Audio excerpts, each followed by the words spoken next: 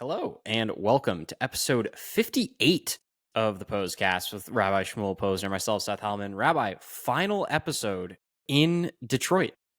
For you, Well, you're in Detroit. yeah, I guess it's the final episode in Detroit. That's what it is. So 58 is the numerical equivalent of Noach, Nun Ches, Noach. So perhaps you could say that you were like in the Detroit arc, and now you're leaving the arc, leaving the Teva of Detroit. Maybe that's it. One But could Noach say definitely is a good thing. See, no one listening knows, and we're not going to tell them that you're a little bit upset at an inconvenience that might be happening tomorrow. And I think the fact that we're talking about noyach, which means to be calm and to like menucha, to rest and just take things in a more. So I think it's hashgacha pratis that you're upset, and we start episode nun ches, which means calm and rest, and also means chen ches nun, which is grace, be graceful and be positive. I think that's important. An important element of a character that we have to try and incorporate in our lives when we're challenged with things that could be upsetting. You just have to like sort of take a deep breath, and sometimes it's hard to do it on your own, but when someone else mentions it to you, it helps like get into that mindset, because the problem that faces a person overwhelms them. So always say, like, if you want to block out the whole world, what do? You think, oh, you have to build a big wall. To block out the whole world, you need two thumbs, like this. Now you block out the whole world. So when someone has a problem, it blocks out the whole world. And so you need someone else to say, look what's going on. There's a lot of stuff, a lot of good stuff going on, and this is not the end of it's not the most tragic thing that could be. You'll be fine. Trachov, it's zayin good. Maybe the movers will, maybe the people that are supposed to come tomorrow will come on time. So there are a couple of things that are on my mind. I want to talk about the parsha. We have this week is B'chul Kaisai. Last week was Bahar B'chul Kaisai. Sometimes they're together, sometimes they're not together. And the title of the parsha, Behar, on the mountain, makes us think about what's going to be happening in 2 weeks from tonight, which is Shavuot.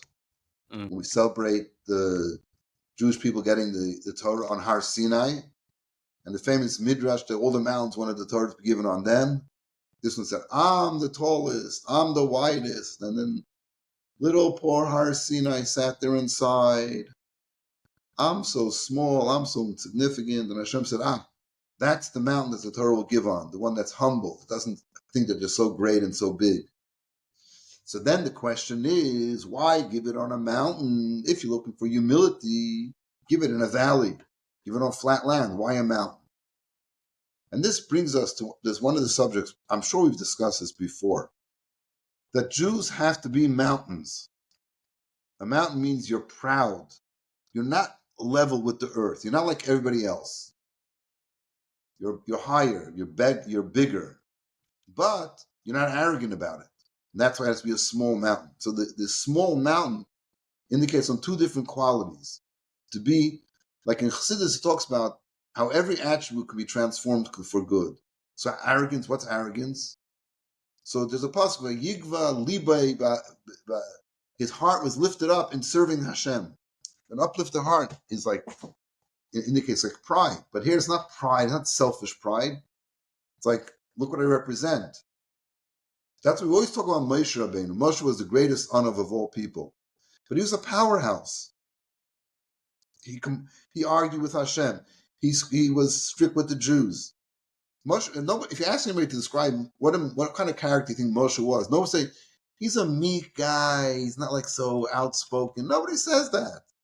Everybody says Moshe Rabbeinu, powerhouse, amazing leader. But the Torah says he was the most humble person that ever lived. So where's that humility? Humility is knowing that it comes from Hashem. So it's not me. It's not about me. It's about what Hashem gave me. And that's what the Jews have to. We have to walk in the street proud, not arrogant, not self-aggrandizement. Oh, look how great I am. But look what Hashem gave me. Look what I represent. I represent something so amazing, so beautiful.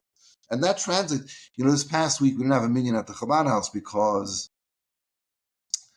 of Memorial Day, so most of the students left, and just figured that, we're not going to have a minyan. So I walked to downtown to the minyan there. And I was thinking before Shabbos, maybe I should bring my talis there so it might be hot, this and that. And I said, no, I'm going to wear my talis. I want to walk in the street like people wouldn't know that I'm a Jew with the black hat and the beard and the thing. So I wear a talis also. What's the big deal? And and I met, and the way home I met this guy. Good Shabbos. Whole conversation. He's connected to the Chabad in Connecticut, and he knows this one and that one. And his children are marrying Jewish people. I'm like, oh, I'm so great. I said to him, you put on tefillin every day? He's an older man. You put on tefillin? I said, you should put on tefillin. And I messaged a Chabad rabbi. I said, look, I met this guy, and he told me all about his children. And I told him to put on tefillin every day. Now, take care of it. Get on his case. So what I'm saying is, walking in the street, sometimes you feel like there's a story with my uncle Zalman. This is back before the Rebbe was Rebbe. So they're talking about the 40s. And they would go for Tashlich. Maybe I told this already before. It doesn't matter. They go for Tashlich from 770. You have to go all the way to the end of Eastern Parkway. And over there is the Botanical Gardens. And the Botanical Gardens is a body of water. So everybody would walk there. So when they were walking, my uncle was then, how old is he? 13, 14 years old. He wasn't, that's how old he was. 15. And so he was a little embarrassed, and he walked in the street in Brooklyn, even though there's a lot of Jews there, but he was embarrassed to walk with he was an older man who had difficulty walking. The man said to him, I walk slow, I'll walk in the back. So when they started going, the Rebbe says, we're not just going to walk, we're going to go double file, and we're going to sing Chassidish and Nigunim. He says, then he's like, oh my golly, you got really, this is crazy. Now we're going to be singing in the street also.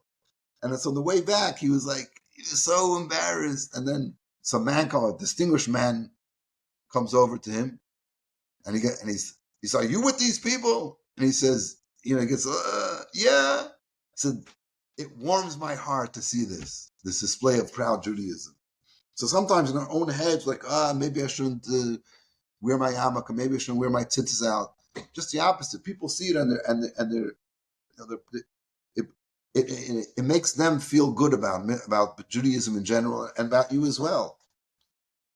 So this is what we need to do, and that's the mountain part of it, being a mountain. But then realizing that, are we living up to what our potential is as being Jewish people? Most of the time, we're not doing all that we can do. So we have to have the humility too. The chukaisai has to deal. So in the parsha, b'chukaisai actually means to be striving, learning Torah. But the concept of b'chukaisai is connected to the idea of chakika, which means to engrave. So the luchas were, it was engraved on the luchas are engraved. So the Rebbe has a talk. He talks about engraving is more difficult. It takes more effort to engrave something. But when you engrave something, it's part of you, right? Like when you engrave in a stone, the letters are not written on parchment, two separate things. Become part of you. Become part. And that's the idea of doing mitzvahs like they're a chayk, or learning Torah that way. What does it mean? Not that Hashem gave us a law, like a chayk is our mitzvahs that don't have a reason. But what does it mean has no reason? It transcends logic. It comes from Hashem. And everything has to be like that. The foundation of our Judaism is the engraved part of it. It's engraved in us. It's our essence. We never can get away from it. I was we have this open Newbury where they close down Newbury Street on the Sundays in the summer. So last week, I took a walk down Newbury Street. And I took my tefillin, of course, like no soldier goes out without his equipment. And I'm walking down Newbury Street, and I'm seeing, even though Newbury Street wasn't closed yet, it starts at the end of June. But I see people have little tables, they're selling tchotchkes and whatever. And I'm like, hey, we could have our tefillin table here. And I kept on going, walking. Finally, like the last block of Newbury Street, I meet my friend Daniel Shimon, graduated BU last year. Shmuel and this and that. I said, you put on film yet? Put on film right there. As he's putting on film, another guy walks by, young guy, and he stops and he looks up. Then his parents, we have no time. We got to go. Mm-hmm. So then I said, so this past Sunday, I took my table and found a good place, not blocking the sidewalk, and it was crazy because people came over and it was very, very busy.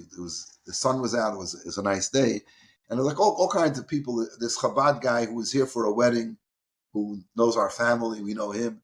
He walks by out of nowhere and just he's a Lubavitch guy, so he was, and the minute I got there, literally, this guy, I see down the block, this guy coming. I recognize him, but like for a second, it was out of context. And he sees me, and then we say, no.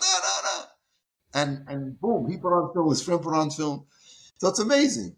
So yesterday I was there too, and it was a little bit slower. But so again, I was thinking, it was very cloudy. The minute I put the table up, I'm standing there. A guy walks by. He's about to walk by. I'm about to say something. He looks over and says, "Can I wrap fill in?" I'm like, what? There you go. There you go, right? And it was a sign from Hashem. You should be there. This is meant to be. So that was like, and he says to me, I actually posted on Instagram. He said, I usually put on film where when I live. I said, where? At home, I go to Chabad at Stoughton, Rabbi Gurkov. And at school, I put on with the rabbi there. I said, where you go to school? Northeastern. He said, yeah, I meet Rabbi Posner. I really like him. He's a great guy. I said, what are we doing here? What is this conversation? He says, do you know him? I said, yeah, I know. I think he's a really great guy. And it said, it's Mendy, my son. He's crazy.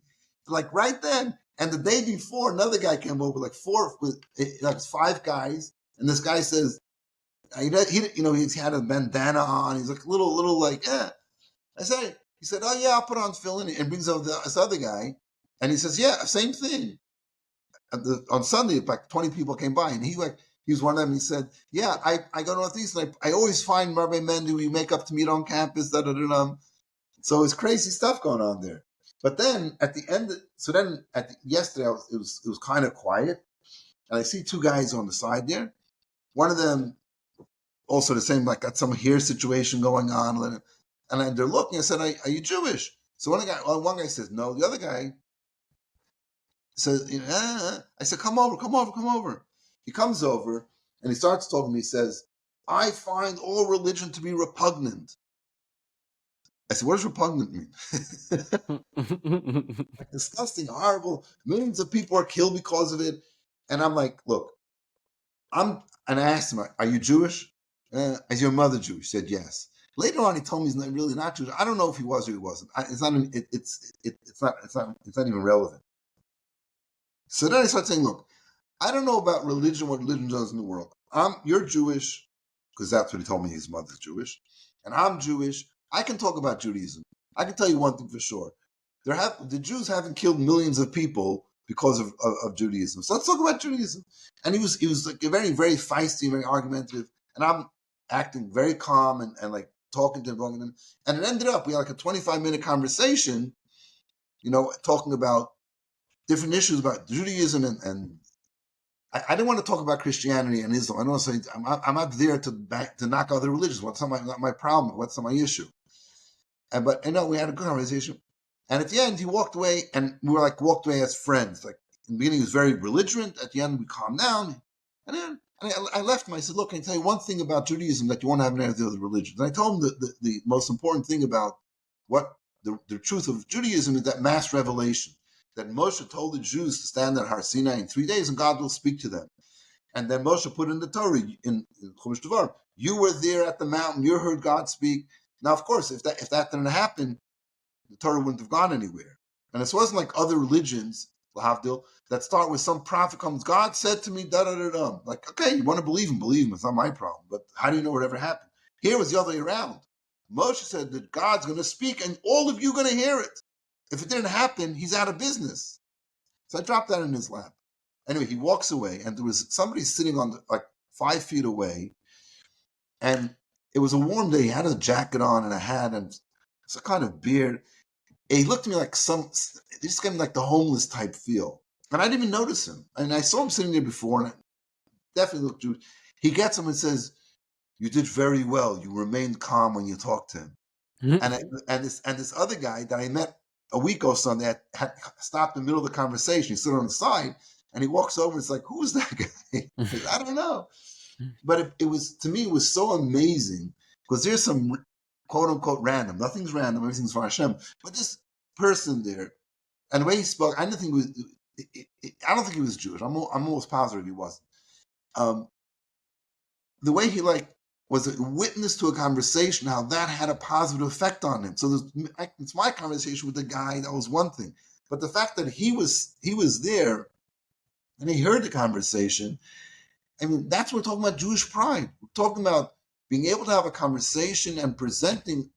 I was talking just now with Shmuel, who used to be, he went to school somewhere here in Boston. Where did he go to school? I don't remember. Anyway, no, his name is Gomes. Anyway, he's a philosophy student. Now he's getting a PhD in philosophy somewhere near Irvine, California. So we were talking about this because he's talking about, he has a beard, he's a chassid. And there aren't many Jewish students there about how does he, about Israel and this and that, how should he, what should his thing? And I said, what I'm telling Jews is just be proud Jews. Proud Jews means that you present yourself as a Jew. Like we talked about before, being a small mountain. Just be out there. Let them see you have yarmulke, let them see you have tzitzis. Whatever it is, people should know that you're Jewish. Even those dopey chai necklaces or Magen David necklaces. I call them dopey. You want to wear that if that's your way of. When I see it now, I make comments. I'm sorry, because it's you're making a statement that you're Jewish. Baruch Hashem. It's not has no value or meaning in Yiddishkeit except for the fact that it's like we're having a little pin. This is I'm a Jew. Same thing. So all that is good stuff. And by doing that, just doing that. And so he says, most of the students I teach, because he's a PhD student, most PhD are not Jewish. But then again, they probably never met a Jew. They surely never had any meaningful interaction with another Jew, and surely not an observant Jew. I said, even the fact that he's teaching the class, and they respect him, and he's respectable, and at the same time he's Jewish. And then I said, you can sometimes bring in something about Judaism. But that alone is like, oh yeah, I had a Jewish professor. He was very observant. He had the whole beard. So that was a side benefit of being out there. And because this guy hacked my chanting for 20 minutes, I was ready to leave already. That's why Daniel, who I met the Sunday before, came and put on tefillin again. So everything worked out, Baruch Hashem. And this again, I've said, I'm not going to stop saying it. The most important thing is Hashem runs the world. And every time I go out the table, I'm telling you, think, oh, I like doing this. I was like, oh man, it's a schlep. I was like, Once I get there, Hashem starts throwing the signs at me. Boom, boom. So both Sunday and Monday, within a minute of putting up the table, somebody puts on tefillah. And I say, okay, Hashem, I'm just going to stay here for 2 hours. I got the message. I got it. I'm here. And that's the deal. That's the deal. So that's the Bahar B'chukaisai. Now we're within the seventh. What are we? We counted. What's today? 35. Right, like Bomer was Monday. No, Sunday. 33, 34, 35. Today's 35. Yes, today's 35. Today's 34. It's still 34 here. I don't know what it is there, but it's still 34 here. What did we count last night? We count no. Wait. No. It is. It is 35. You're right. Lockdown was Sunday. Monday. Today's Tuesday. Yeah. Yeah. I got myself all confused because Lag Bomer was Sunday, but then the barbecue here was on Sunday night, and so the wheels are turning. Right. By the way, if you have a chance, go online and find the Lag Bomer parade. It's pretty amazing, pretty impressive. And if you want a version of a Lag BaOmer parade in complete Yiddish, find there's one in Borough Park. I listened to it. It was the funniest thing, entirely in Yiddish, and not Okay. Lubavitchers like if everyone knows like the other Chassidim talk that with it's a different dialect a little bit, and it's so funny the whole thing. And it was no Lubavitch kids there.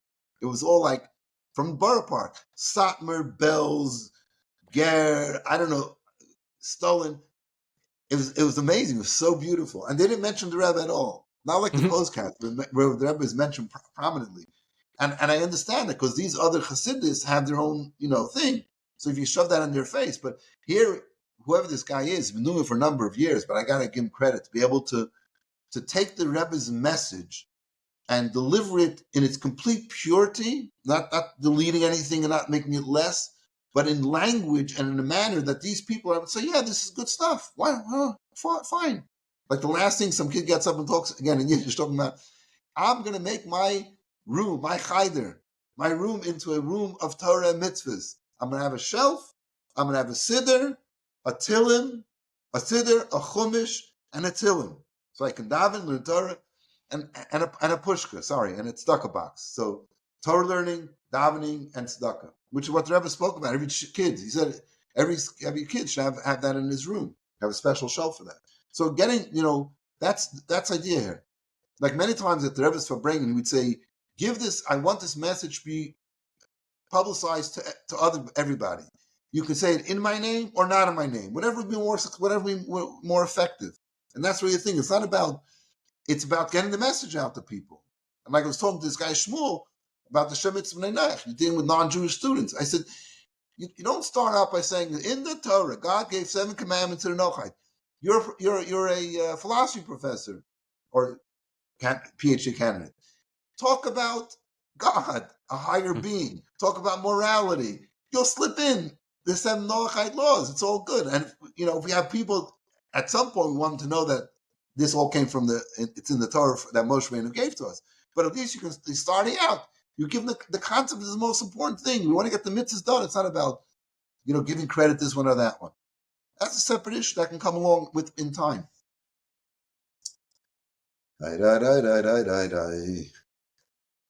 So this is what's going on. Getting ready for Shavuos. The Rebbe was very much. I talked about Lag BaOmer, about bringing children to Lag BaOmer parades because that's very important, and also for Shavuos. Everybody start planning now because Shavuos is Tuesday night. Wednesday is a Torah reading of the 10 Commandments. I'm going to talk about it again next week, but get your calendars out, ladies and gentlemen, boys and girls. Actually, yeah, was it last week? Yeah, it was last week. This alumni from New Jersey, I'm not going to mention her name, says, I listen to your Pos-cast every week. He said, you always complain nobody listens to it. Now we have one person's listening. And I maybe if she wants, she can be like a sponsor. We can mention her business or something. Anyway, but yeah, you got to get people Get should your come to shul. cheesecakes.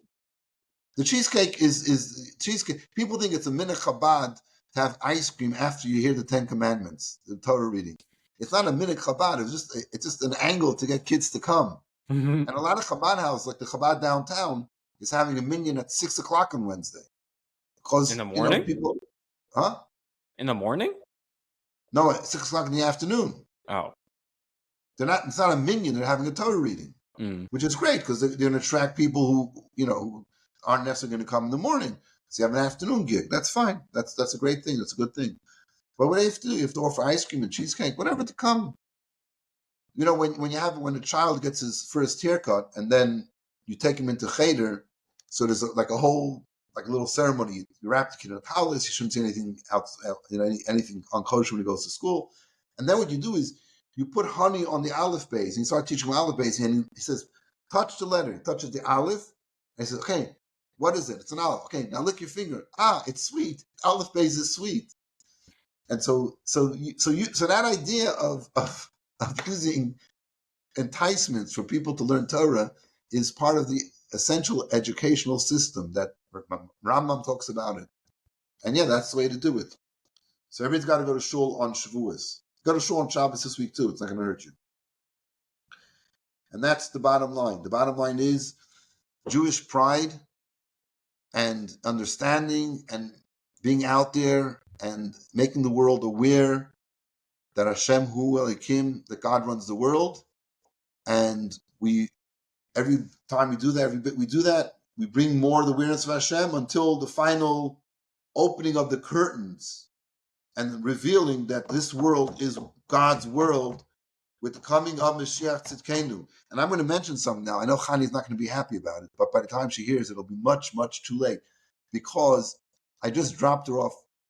Well, nobody knows when we're recording this. I'll just say, this is Tuesday afternoon, late afternoon, and I dropped Chani off at the airport because the Kinas HaShluchos, the annual summertime conference of women shluchais, the women emissaries, the Rebbitzins, and the rabbi is going to be next month, is in Israel.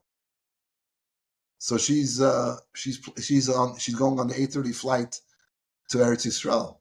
Is she going there? How long is she going to be there? Forever, because Mashiach is coming. So I told her, yeah, I'll see you soon. I'll see you there.